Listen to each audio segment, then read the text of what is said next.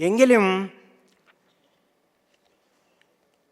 ഞാൻ എൻ്റെ ശ്രമം ప్రారంభిക്കുന്നു. ఒక కవిత ఇలా ఉంది, సచ్చిదానందన్ మాస్టర్ రాసిన కవిత వర్షం గురించి. మనమంతా కూడా ఇవాళ నిన్నటి రాత్రి నుంచి అనుకుంటున్నాను ఒక నిరంతరాయమైనటువంటి వర్షంలో ఉన్నాం. ఆ వర్షం గురించి వారు ఎలా రాస్తారో చూడండి.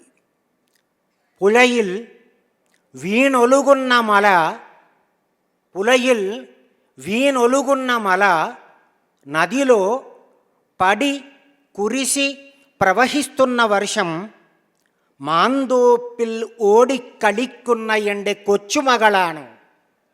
మామిడి తోటలో పరుగులు పెడుతూ ఆడుకుంటున్న నా చిట్టి తల్లి, నా బుజ్జి తల్లి, నా బిడ్డ అంటున్నారు. అంటే వర్షాన్ని ఒక కవి ఎలా చూస్తున్నారో చూడండి.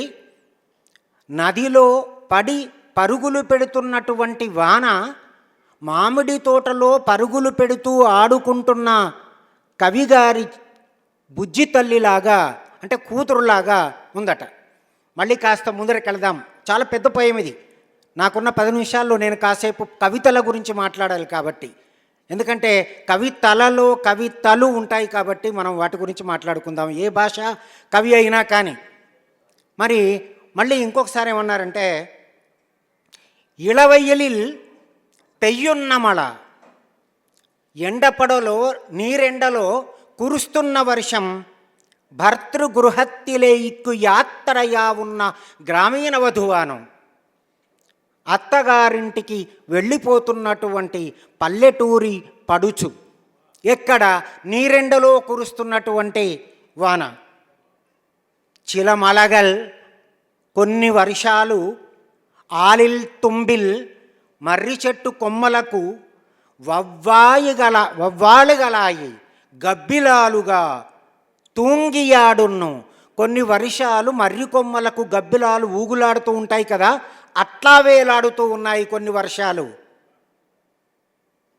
కుశృతి మలగలు ముండు, అల్లరి పిల్లల వర్షాలుంటాయి. తేవడిష్టి మలగలు ముండు, నేను దీనికి అర్థం చెప్పను. ప్రేత మలగలు ముండు, భూత ప్రేత మలగలు ముండు, ఉన్ని మలగలు ముండు, చిన్న అంటే పిల్ల కాలువలు పిల్లగాలులాగా పిల్లవానలు కూడా ఉంటాయి.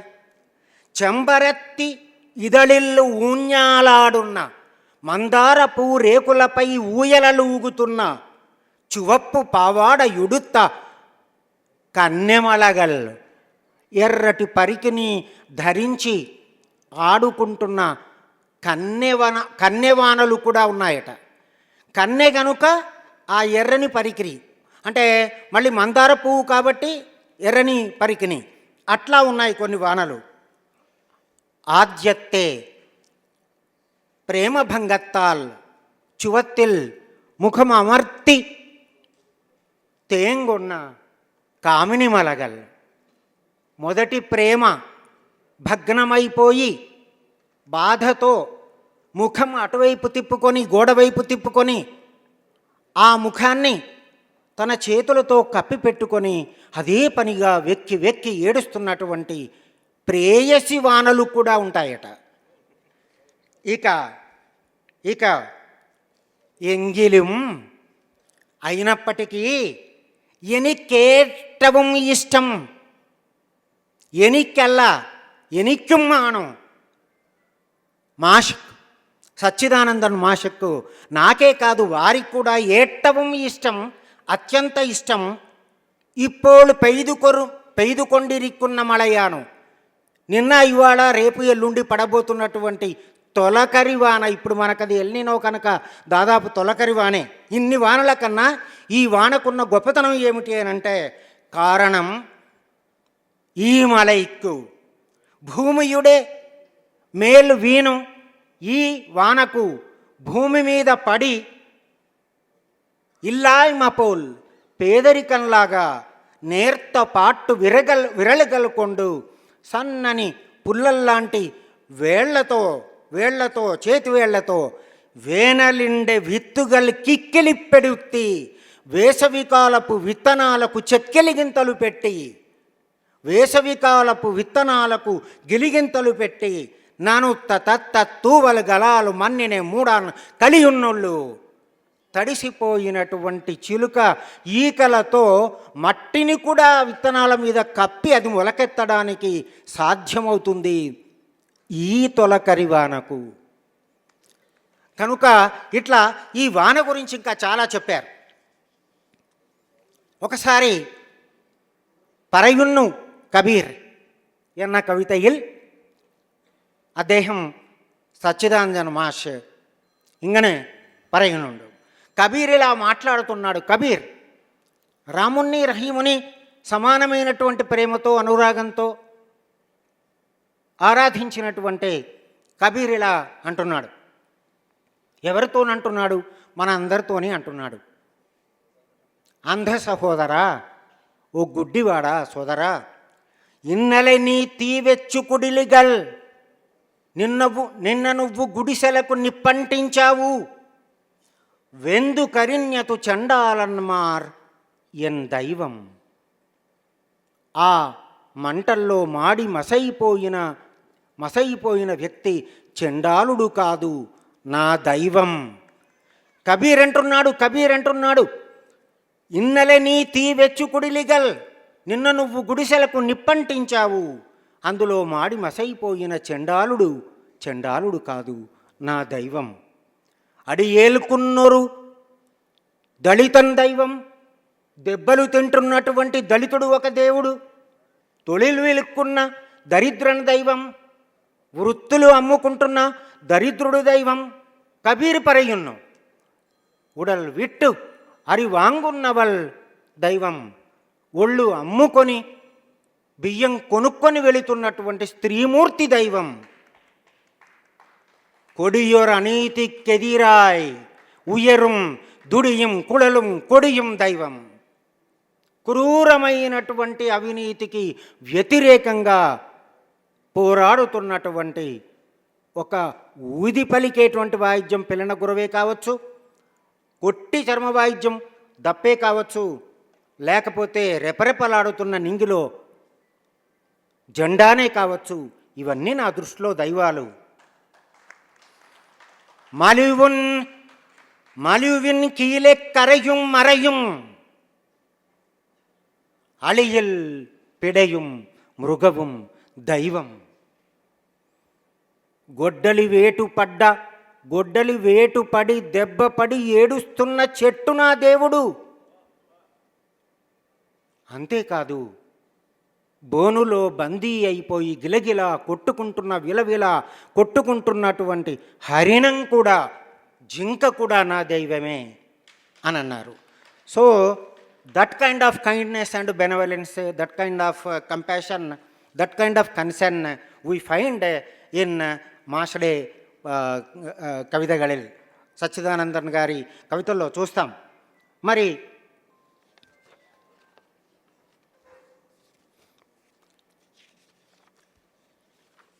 ఒకసారి అంటే వర్షాన్ని ఎన్ని రకాలుగా అంటే మన రోజువారీ మనం చూసేటువంటి దృశ్యం చూడటం, కానీ కవులకు దర్శన శక్తి ఉంటుంది.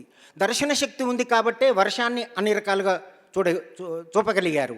తర్వాత ఇప్పటి కవితలో కూడా కేవలం దర్శన శక్తి మాత్రమే కాకుండా మనకుండే అంటే కవులకు ఉండేటువంటి నయనం, అంటే ఒక మామూలుగా ఒక స్పెక్ట్రమ్కి అతీతమైనటువంటి నయనం ఉంటుంది, అలాగే ఫ్రీక్వెన్సీకి అతీతమైనటువంటి ఒక శ్రవణం ఉంటుంది, ఒక చెవి ఉంటుంది.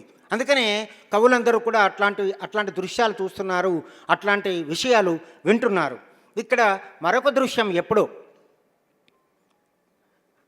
ధన్బాద్ కరి కోరున్నతు నీయానంగిలం, బొగ్గు తవ్వడం నువ్వైనప్పటికీ తీవండి నిండే తండ, పొగబండి నీది కాదు, రైలు బండి నీది కాదు. ఈ బీహారిండే హృదయం, ధన్బాద్ అనేది గనులు బీహార్లో ఉన్నది. ఈ బీహారిండే హృదయం నీ ఇల్లెంగిల్ నిలచిపోగమెన్ను. ఈ బీహారు యొక్క హృదయం నువ్వు లేకపోతే ఆగిపోతుంది అని నీ అరియున్నదే ఇలా, నీకు తెలియడమే లేదు. ఎంగిలిం అయినప్పటికీ నాళే రేపు కవులు ఆశావాదులు ఆప్టమిస్టిక్గా ఉంటారు. కరిపిడిచ్చ నిండే మనస్సుల్ బొగ్గు మసి అంతా కూడా నిండిపోయినటువంటి ఈ మనస్సులో మునిన్యు కత్తున్న తిరియలు నిన్ను మినుకు మినుకుమంటూ వెలుగుతున్నటువంటి వత్తిలోంచి ఒరు సూర్యన్ ఉయరుం, ఒక సూర్యుడు ఉదయిస్తాడు. తీవండియుడే కత్తున్న ఒట్ట కన్నెల్, రైలు బండి యొక్క వెలుగుతున్నటువంటి ఒంటి కన్నులో నిండే ముత్తచ్చన్మారుడే స్వప్నంగల్ తెలంగున్నతు నీ కాణం. నీ తాత ముత్తాతల స్వప్నాలు పొగబండి యొక్క ఒంటి కన్నులో అవి వెలుగుతూ ఉండటం, భాసెల్లుతూ ఉండటం, శోభిల్లుతూ ఉండటం నువ్వు చూస్తావు, రేపు చూస్తావు అని ఆశావహంగా ముగించాడు. ಆಶೆ ಇದು ಈ ಕವಿತೆಗೂ ಕನ್ನಡ ಪರಿಭಾಷೆಯನ್ನು ವೇಣುಗೋಪಾಲ್ ಕಾಸರಗೋಡು ಸಾರು ಇದನ್ನೇ ಕನ್ನಡത്തിൽ పరిభాషപ്പെടുത്തി 83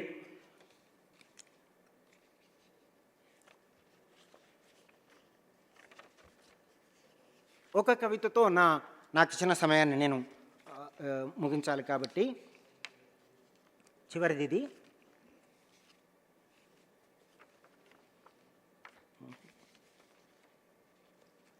కవితా వివర్తనం కవిత్వ అనువాదం ஒரு கூடு விட்டு கூடு மாற்றமானும். కవితా వివర్తనం ஒரு కూడు విట్టు కూడు మాట్టమానం. కవిత్వాన్ని అనువదించడం అంటే ఒక గూడు వదలి ఇంకో గూడుకు మారటం. వివర్తకన్న అనువాదకుడు మనస్సుగలిలూడే ఊళియుడున్ను మత్స్యం వెள்ளత్తిలూడే ఊళియుడున్నతు పోలే చేప నీళ్ళ అడుగు భాగం నుంచి వేగంగా ఎలా ఈదులాడుతూ ఉంటుందో అనువాదకుడు ఆయా రచయితుల మనస్సుల్లోంచి ఈదులాడుతూ ఉంటాడు.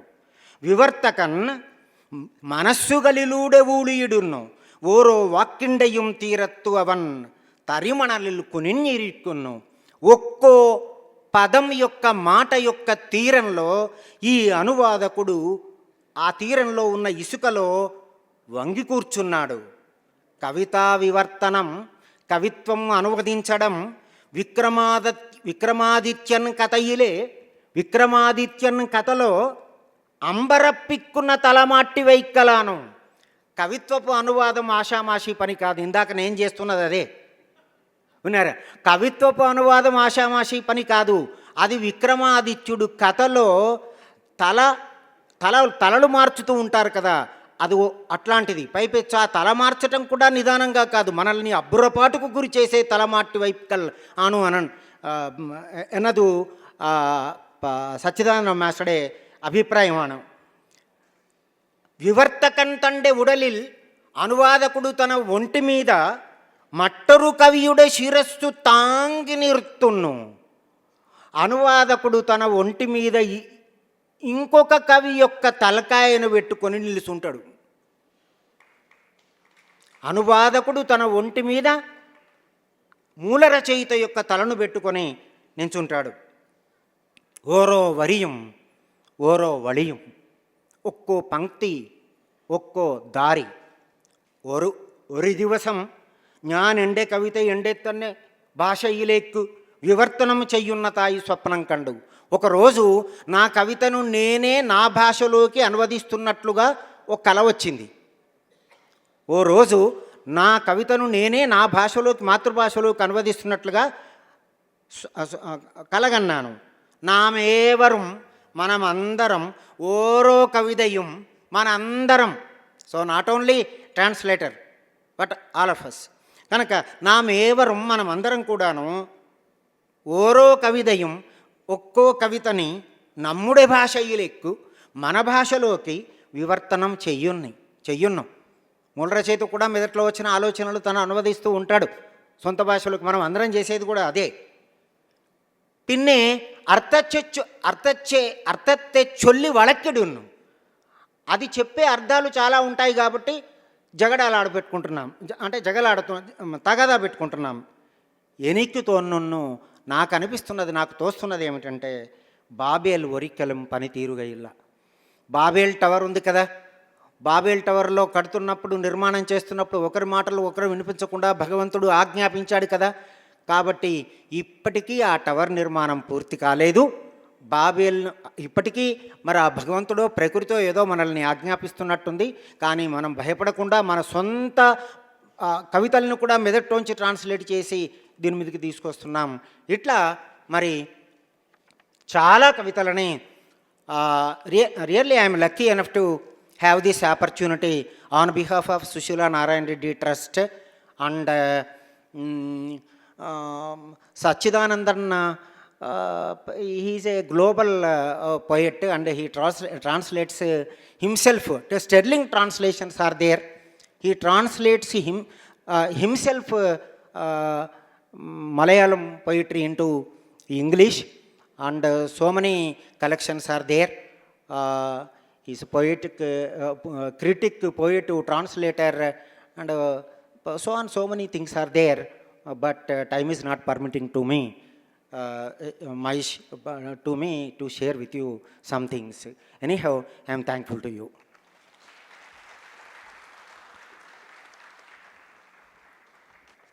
డాక్టర్ నలిమేల భాస్కర్ గారికి ధన్యవాదాలు. సుశీలా నారాయణ రెడ్డి ట్రస్ట్ విశ్వంభర పురస్కారం కిందగాను జ్ఞాపిక 5 లక్షల నగదు ప్రశంసాపత్రాన్ని అందించి ఆ కవిని ఈ వేదిక మీద సత్కరిస్తుంది. మొదటగా సైటేషన్ సన్మాన పత్రాన్ని చదివి వినిపించాల్సిందిగా లయచరణ్ రెడ్డిని కోరుతున్నాను. Dr. K. Sachidanand is a leading Malayalam and English poet, critic, columnist, playwright, translator, and social activist. Entering the literary arena with a collection of literary essays titled Kurukshetram in 1970 and a poetry collection titled Anjusuryan in 1971, Sachidanand has made significant contributions across various genres, including prose, poetry, criticism, drama, children's literature, and travelogues.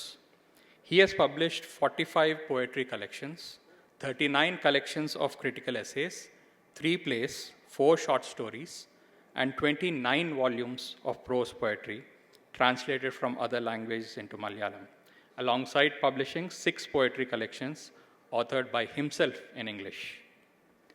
His works have been translated not only into national languages such as Hindi, Gujarati, Tamil, Kannada, and Telugu, but also into innumerable foreign languages, including Spanish, French, German, Italian, Chinese, and Arabic. He has served as the editor for magazines like Jwala, Uttaram, and Summer Hills. For his versatile and multifaceted contributions, he has received Kerala Sahitya Academy Award 6 times. He has also been honored with numerous other prestigious awards such as Bharatiya Bhasha Parishad Award in 1998, Senior Fellowship by the Department of Culture, Government of India in 1999, Kumaranasan Award in 2000, Order of Merit of the Italian Republic Award in 2006, Kusumagraj National Award in 2012, Kendra Sahitya Academy Award in 2012, Kuvempu National Literary Award in 2014, UR Anantamurthy Award in 2017, ONV Kurup Award in 2020. In 2005, the government of Poland honored him with the Indo-Polish Friendship Medal. In 2011, Sachidanand was among those shortlisted for the Nobel Prize in Literature.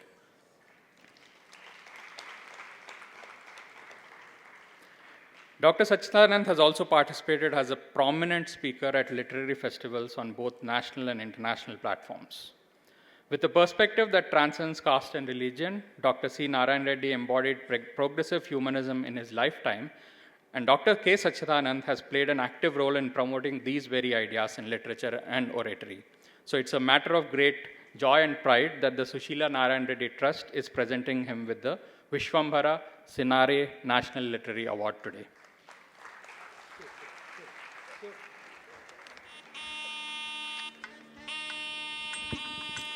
Vishwambhara Sushila Narayana Reddy trust పురస్కార ప్రదానోత్సవం.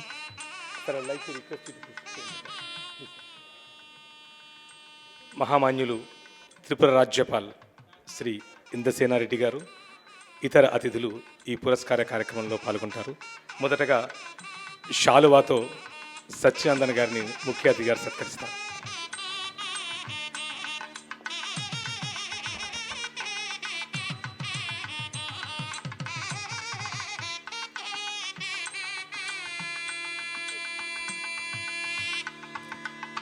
ఇంతవరకు మనం విన్న ఈ ప్రశంసా పత్రాన్ని మాన్యులు రాజ్యపాల్ గారు అందజేస్తారు. Trust పక్షాన నారాయణ రెడ్డి గారి మనవలు మనవరాళ్ళు పురస్కార రాశిని జ్ఞాపికను అందిస్తారు.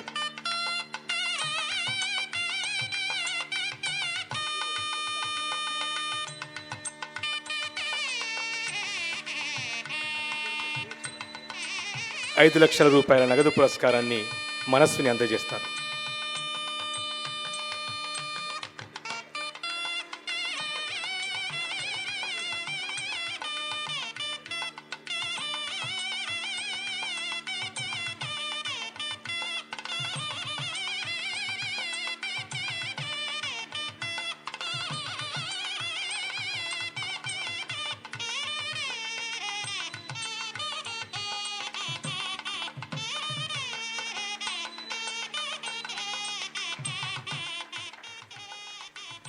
విశ్వంబర పురస్కార గ్రహీత డాక్టర్ కోయంపరంబత్ సచ్చిదానందన్ గారికి ఈ వేదిక పక్షాన మనందరి పక్షాన హృదయపూర్వకంగా కృతజ్ఞతలు, శుభాకాంక్షలు, అభినందనలు, నమస్సులు.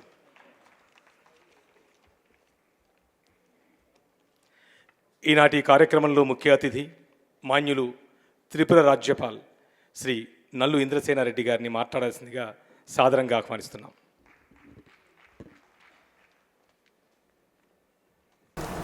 సుశీల నారాయణ రెడ్డి గారి ట్రస్ట్ సభ్యులకి, విశ్వంబర పురస్కార గ్రహీత డాక్టర్ సచ్చిదానందన్ గారు, ఆత్మీయ అతిథి డాక్టర్ నలిమెల భాస్కర్ గారు, పత్తిపాక మోహన్ గారు లేరు కదా, మీరు సార్ మోహన్ గారు,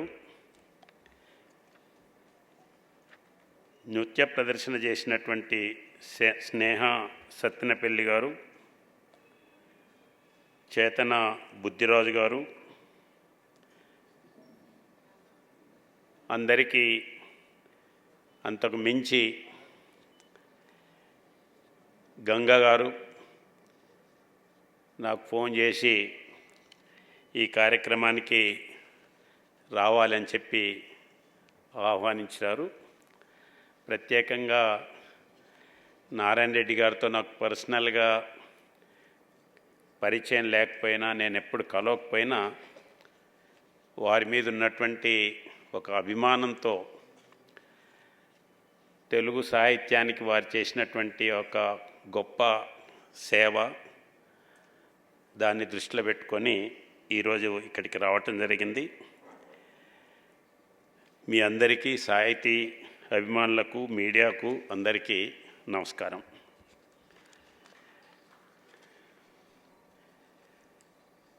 నారాయణ రెడ్డి గారు కేవలం ఒక కవి మాత్రమే కాదు, బహుముఖ ప్రజ్ఞాశాలి కవిగా, సినీ కవిగా, ఆచార్యులుగా, వక్తగా, తెలుగు భాషలో వారు చిన్నప్పుడు చదువుకున్నటువంటి ఉర్దూ భాషలో ఉండేటువంటి గజల్స్ని తెలుగు భాషలో కూడా తీసుకొచ్చి తెలుగు గజల్స్ని దానికి ప్రాముఖ్యతను తీసుకొచ్చినటువంటి వారు. అటువంటి పెద్దవారి యొక్క జన్మదిన సందర్భంగా ఈరోజు మనందరం కూడా ఇక్కడ కలుసుకున్నాం. చాలా సంతోషం. విద్యార్థిగా నిజాం రజాకార్ల టైము, స్వాతంత్ర ఉద్యమ సమయం, వారి చిన్నప్పుడు అవన్నీ కూడా వారు చూశారు. అదే సమయంలో ఇంతకుముందు వారి మనవడు చెప్పినట్టుగా గ్రామీణ ప్రాంతంలో ఉన్నటువంటి ఆ నాటకాలు, భాగవతాలు, చిడతల రామాయణం, భజన వాటిలో ఇన్వాల్వ్ అయి అదే సమయంలో నేచర్ని అర్థం చేసుకొని ఆ నేచర్కి తగ్గట్టుగా వారు పలుకులు పలకటమే కాకుండా దాన్ని అక్షర రూపంలో రాయటం వారికి అలవాటైంది. సామాన్యంగా గ్రామాల్లో ఏదైనా కోడిని చూడగానే కోడి కూత మనం ప్రయత్నం చేస్తాం. మేకను చూడంగానే ఆ మేకలాగా లేదా ఇంకొక పక్షో లేకపోతే వీటిని చూడగానే అనుకరించటానికి ప్రయత్నం చేస్తాం. దానికి కవులు అక్కర్లేదు. గ్రామాల్లో ఉన్నటువంటి వాళ్ళు అందరూ చేస్తూనే ఉంటారు. కానీ కవులకు ఉన్నటువంటి ప్రత్యేకత ఏంటంటే దాన్ని అక్షర రూపంలో పెట్టి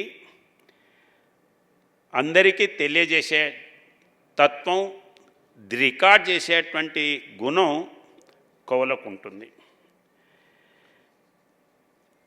దాన్ని ప్రజలకు చెప్పేటువంటి పద్ధతిని అర్థం చేసుకోవటంలో కూడా ఉంటుంది. వారు ఆ రకంగా పక్షులు, జంతువులు, గ్రామీణ ప్రాంతాల్లో ఉండేటువంటి వస్తువులపైన దేనిపైన రాసినా చివరికి దాంట్లో ఉన్నటువంటి సమాజం యొక్క మేలుకొల్పు, అంతరంగంగా ఉన్నటువంటి అనుభవించి రాసినట్టుగా వారు రాసేవారు. చిన్నపిల్లలు ఉన్నారు, వారికి సంబంధించినటువంటి పాటలు కానీ మాటలు కానీ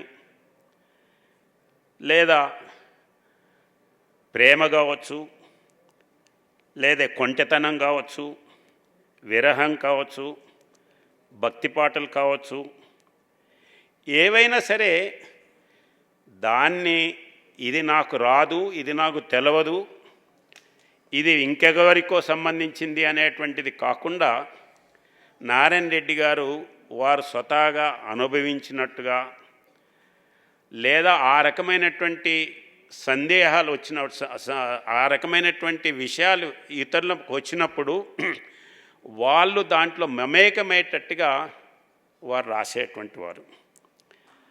ఉదాహరణకి జానపద పాటలలో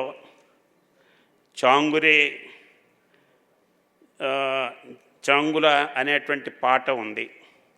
నేను తక్కువ సినిమాలు చూసేవాడిని, నాకు ఎక్కువ అలవాటు లేదు, కానీ ఈ పాటలు అప్పుడప్పుడు వింటున్నది కొంచెం గుర్తు. అటువంటి వారు తెలుగు జాతికి ఖ్యాతి తెచ్చినటువంటి వారు పద్మశ్రీ, పద్మవిభూషణ్, రాజ్యసభ మెంబరు అయినటువంటి నారాయణ రెడ్డి గారు.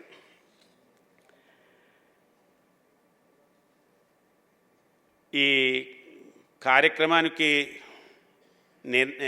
నేను రావాలని నిర్ణయం చేసుకున్నాక వీరి గురించి చదువుదాము, ఎందుకు వచ్చింది జ్ఞానపీఠ అవార్డు అని చెప్పి అప్పుడు నా ఓఎస్డి ప్రసాద్ని అడిగితే విశ్వంబర అనేటువంటిది అంటే ఇదే ప్రోగ్రాం కదా అంటే, కాదండి దాని పేరు మీద జ్ఞానపీఠ అవార్డు వచ్చింది, దాన్ని కంటిన్యూటీ చేయటం కొరకు ఈ కార్యక్రమం పెట్టారు. కాబట్టి విశ్వాంబర ఏందే అని అంటే అదేదో తీసి ఒక 100 పేజీల పుస్తకం ఒకటి ప్రింటౌట్ తీసి చెప్పాడు. మొదటిసారి చదివితే ఏం అర్థం కాలేదు. తర్వాత రెండోసారి మూడోసారి చదివినప్పుడు దాంట్లో ఇంకా చదవాలి, చదువుతున్న కొద్దీ దాన్ని టైం పెట్టి ఇది చేస్తున్న కొద్దీ దాంట్లో లీనమయ్యేటువంటి పద్ధతిలో అనిపించింది. దాంట్లో అనిపించినటువంటి కొన్ని మాత్రం నా మనసుకు నాకు తోచినటువంటిది. కవులు వాళ్ళ దృష్టిలో వాళ్ళు ఆలోచన చేస్తారు, సామాన్యుణ్ణి కాబట్టి అందులో ఈ భాషలు తెలవనటువంటి వాడిని కాబట్టి నాకు తెలిసినంత వరకు చెప్పడానికి ప్రయత్నం చేస్తాను. విశ్వంబర్ అంటే భూమి ప్రపంచం కానీ ఇది కేవలం మట్టి ముద్దను గురించినటువంటి కావ్యం కాదు అనేటువంటిది భూమి ఆకాశం పుట్టుక నుంచి మొదలైనటువంటి కాల స్వరూపాన్ని వారు చూపెట్టినట్టుగా నాకు అర్థమైంది. మానవ వికాసం, చైతన్యం అర్థవంతమైనటువంటి రీతిలో వారు చెప్పారు. ఈ యొక్క వీరు రాసినటువంటి పుస్తకం, దీన్ని చదివినటువంటి వాళ్ళు అనేక మంది పిహెచ్డీలు చేశారు. దాంట్లో శక్తి మనసు ఒక వ్యక్తిగా సాగితే అది జీవిత చరిత్రగా మారుతుందనేటువంటి భాషలో మాట్లాడుతూ, అది మనుషులైనా ప్రాణులైనా అదే సమిష్టిగా సాగితే సమాజ చరిత్రగా పరిణమిస్తుందని చెప్పి, సామాజికంగా ఎదిగేందుకు పెట్టుకున్నటువంటి నియమాల చరిత్ర అని చెప్పి దాంట్లో అర్థమైంది. నేను ఈ మధ్య అస్సాంలో ఉన్నటువంటి నేషనల్ పార్క్ వెళ్ళాను. బ్రహ్మపుత్ర నదిలో ఉంటుంది అది. ఇదేందే నేషనల్ పార్క్ అంటున్నారు, ఇంత తీసుకెళ్తున్నారంటే అది కిలోమీటర్లు దాని యొక్క నది వెడల్పు ఉంటుంది. దాని మధ్యలో ఉండేటువంటిదే ఇది కాజీరంగా నేషనల్ పార్క్. దానికి వెళ్ళినప్పుడు ఒక దగ్గర లెవెల్స్ ఉన్నాయి. 2012లో ఇంత వచ్చింది అని అంటే ఇదంతా మునిగిపోయింది కదా. మరి ఏంటి పశువులు అంటే అక్కడ ఉండేటువంటి జంతువులు చనిపోయినాయి. ఆ తర్వాత గవర్నమెంట్ డిసైడ్ చేసి వాటికి మధ్యలో అంతకంటే ఎక్కువ వచ్చేటట్టుగా ఐలాండ్స్ కట్టినారు అన్నారు. ఎందుకు ఈ ఐలాండ్స్ అంటే అటువంటి వరదలు మళ్ళీ ఎప్పుడన్నా వచ్చినప్పుడు ఈ యొక్క జంతువులు చనిపోకుండా ఉండటానికి అని చెప్పారు. నేను అప్పుడు అడిగాను, మరి అన్ని జంతువులు దాని మీదకి వస్తాయి కదా, జింకలు వస్తాయి, మామూలు అడవి పందులు వస్తాయి, పులులు వస్తాయి, మరి ఇవి ఎంత ఏరియా ఉంటుందంటే హెక్టారు 2 ఎకరాలు అంటే 3-4 ఎకరాల కంటే ఎక్కువ ఉండదండి, ఒక్కొక్కటిగా అట్లా 50-60 కట్టారు. మరి అవి వచ్చినప్పుడు మరి పులి వాటి తినదా, లేదా ఇవి భయపడి దునకవా అని అడిగాను. కాబట్టి వాటికి కూడా ఒక అన్డిక్లేర్డ్ ప్రిన్సిపల్ ఉందండి. అవి ఆ గుట్ట మీద ఈ ప్రమాదం దాటేంత వరకు కూడా ఏది దేని మీద అటాక్ చెయ్యదు అని. కాబట్టి ఆ రకమైనటువంటిది మనం అర్థం చేసుకుంటానికి.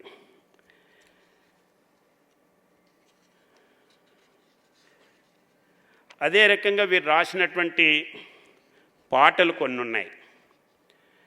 అది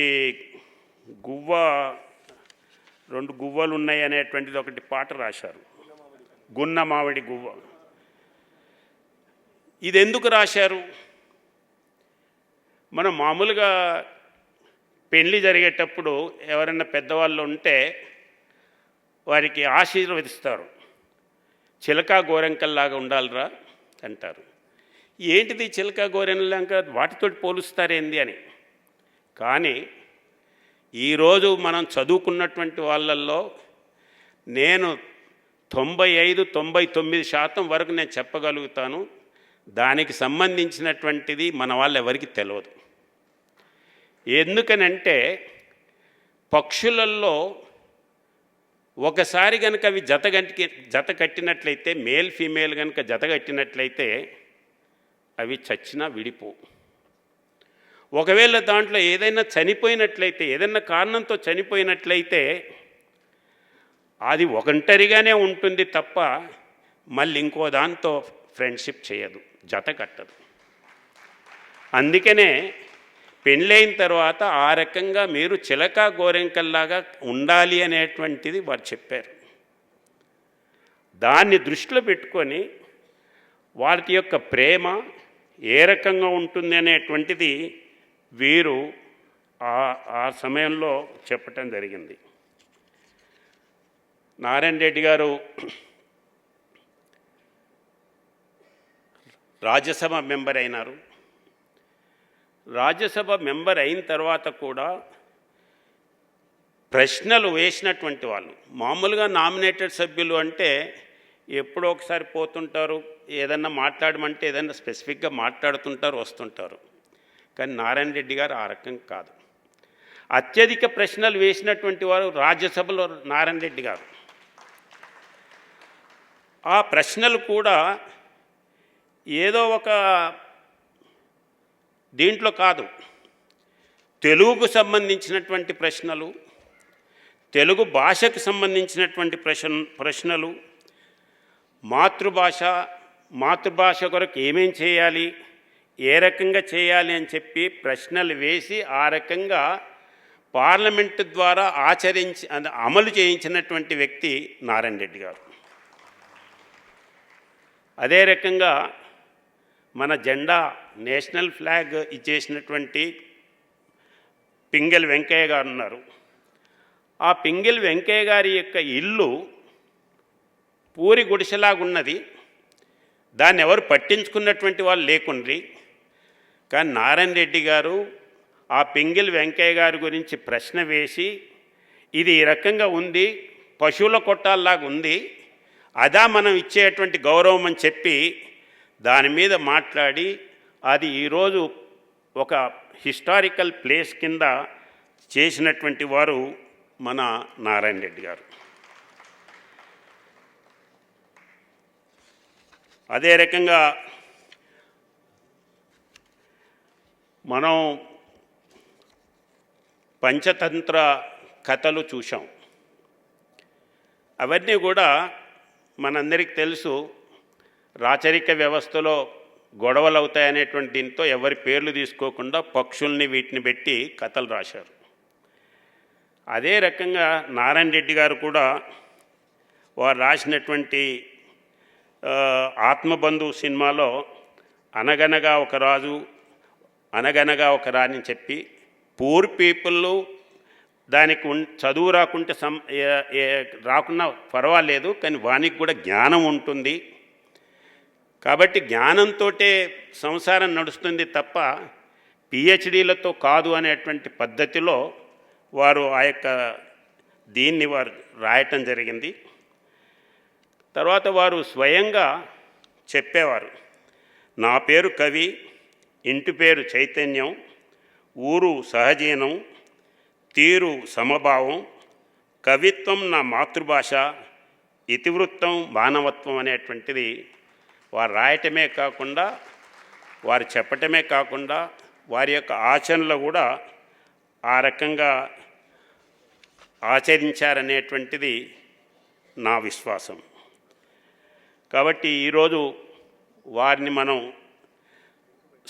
ఈ యొక్క ఫంక్షన్ ద్వారా స్మరించుకుంటున్నటువంటి సందర్భంలో రాబోయేటువంటి తరాలకి ప్రేరణ ఇవ్వాలని చెప్పి, వారు మన దగ్గర భౌతికంగా మన దగ్గర లేకపోయినా వారి కవిత్వం, వారి యొక్క విశ్వంబర ఈ యొక్క ఎప్పటికీ జీవించి ఉండాలని ఆ యొక్క కవికి నా యొక్క వందనాలు.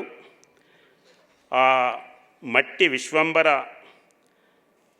ఆ విశ్వంబరే మానవుడు సినారే రచనలకు సబ్జెక్ట్ కింద చేర్చినట్లయితే, వారి యొక్క గ్రంథాలపై చర్చ జరిగితే ఆ రచనలకు పరమార్థం లభిస్తుందని చెప్పి, దాని మీదనే అనేక మంది ఈరోజు రీసెర్చ్ చేయటానికి అవకాశం ఉంటుందని చెప్పి ఈ సందర్భంగా మనవి చేసుకుంటూ, తెలుగు గురించి ఇంత మాట్లాడుతున్నటువంటి నేను కూడా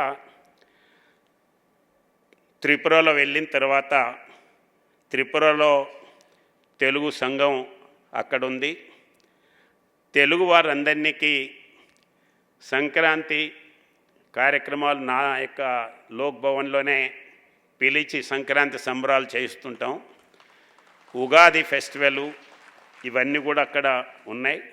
అంతేకాకుండా లోకల్ భాష మనం ఎక్కడైతే పనిచేస్తున్నామో అక్కడి భాషను నేర్చుకొని వాళ్ళతో కూడా మమేకం కావాలనేటువంటి ఆలోచనతో బంగ్లా చదవటం నేర్చుకొని, అక్కడ ఉన్నటువంటి 26th డే పరేడ్, అదే రకంగా అసెంబ్లీలో కూడా బంగ్లాలో మాట్లాడటం జరిగింది. అదే కాకుండా తెలుగు పిల్లలు ఎక్కడున్నారు, ఉద్యోగస్తులు ఉన్నారు తెలుగు వాళ్ళు, వాళ్ళ కొరకు తెలుగు బంగ్లా భాష, ఇంగ్లీషు అంటే బంగ్లా భాష ఎట్లా ఉచ్చరించాలి, దాని అర్థం ఏంటిది అనేటువంటిది బంగ్లా భాషను తెలుగులో నేర్చుకోవటం కొరకు 2 పుస్తకాలు కూడా ఆడ ప్రింట్ చేయించడం జరిగింది. కాబట్టి ఈ యొక్క డిజిటల్ యుగంలో ప్రాచీన తెలుగు భాష, ఆధునిక భాష, సంస్కృతులు పరిరక్షణ, వీటిని కొత్త ధనంతో కొత్త మార్గాలు అన్వేషించాలని, మన ఇంట్లో ఖచ్చితంగా తెలుగులో మాట్లాడాలి, మన పూర్వీకులు గ్రామీణ ప్రాంత అంశాలపై అవగాహన ఉండాలి. ఎందుకంటే ఈరోజు గ్రామాల్లో మోట అంటే తెలియదు, మోకంటే తెలియదు, బావి అంటే తెలియదు, చేదబావి అంటే తెలియదు.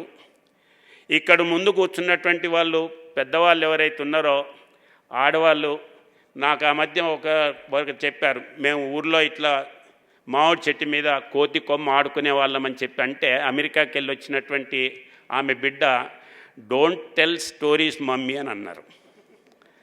అంటే మనం మామిడి చెట్ల మీద ఎక్కి దునికేటువంటిది ఆట ఆడుకుంటామనంటే వాళ్ళ నమ్మకం లేదు. ఆ రకమైనటువంటి పరిస్థితి ఈరోజు ఉంది. కాబట్టి మనం ఈ తెలుగు కథలు చెప్పేటప్పుడు పద్యాలు కానీ పదాలు కానీ ఆ వర్డ్స్ వీటన్నిటిని కూడా పదే పదే రిపీట్ చేయటం కొరకు, లేదా మనకు ఏమీ లేనప్పుడు కనీసం తెలుగు సీరియల్స్, తెలుగు సినిమాలో అప్పుడప్పుడు మనం పెట్టి వాళ్ళకి అర్థమయ్యేటట్టుగా చేయాలని చెప్పి, ఎన్ని భాషలు తెలిసినా మాతృభాషకి ప్రయారిటీ ఇవ్వాలని చెప్పి నేను ఈ సందర్భంగా మనవి చేసుకుంటూ, ఈ యొక్క ఈరోజు సన్మాన గ్రహీత సచ్చిదానందన్ గారికి ప్రత్యేకంగా అభినందన తెలియజేస్తూ, ఈ కార్యక్రమం నిర్వహించటం అంత సులభమైనటువంటిది కాదు. కానీ నారాయణ రెడ్డి గారు కూతురు గంగ గారు ఒక పట్టుదలతోటి దీన్ని నిర్వహిస్తూ ముందుకు తీసుకెళ్తున్నారు. వారికి భగవంతుడు ఆయుష్ ఆరోగ్యం ఇచ్చి ఈ యొక్క కార్యక్రమాన్ని ఇదే రకంగా ముందుకు తీసుకెళ్తూ పేరు సొసైటీ కావచ్చు, లేదా నారాయణ రెడ్డి గారికి కావచ్చు, కానీ తెలుగుకి, తెలుగు తల్లికి వారు చేస్తున్నటువంటి సేవ అని చెప్పి నేను ఈ సందర్భంగా మనవి చేసుకుంటూ, మరొకసారి వారికి అన్ని రకాలుగా భగవంతుడు ఆయుష్ ఆరోగ్యం ఇచ్చి ఈ కార్యక్రమాన్ని ఇట్నే కొనసాగించాలని చెప్పి కోరుతుంటూ సెలవు తీసుకుంటున్నాను. జై హింద్, జై భారత్.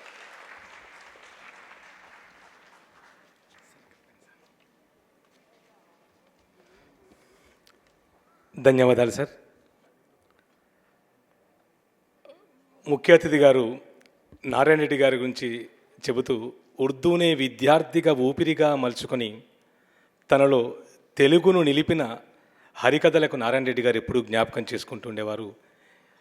ఆ నారాయణ రెడ్డి గారి తెలుగును నిలిపిన మామిడిపల్లి సాంబకవి ఒక మాట అంటారు నారాయణ రెడ్డి గారి గురించి. అది ఏ ఆతని నిర్మలోజ్వల వసంతారామ సౌందర్యము, అది ఏ ఆతని నిర్మలోజ్వల వసంతారామ సౌందర్యము, అయ్యది ఏ ఆతని హృద్వియత్తల సముద్యన్మేచకానంద నీరద గర్జారవము, అది అది రెడ్డి కుల పారావార చంద్రస్ఫురత్వదనోద్భాసిత వాగ్ముఖంబు జన సంభావ్యము తర్కింపగన్ అంటారు మామిడిపల్లి సాంబకవి. కాబట్టే నారాయణ రెడ్డి గారు ఇవాళ తను ఈ వేదిక మీద, ఈ సదస్సులో, ఈ రవీంద్ర భారతిలో మనతో ఉన్నారు. కాబట్టే ఇంతమంది ఇవాళ ఇక్కడ హాజరైనాం. It's time for acceptance speech. I would like to request today's Vishwambhara awardee professor K Satchidanandan garu for his acceptance speech. Sir please.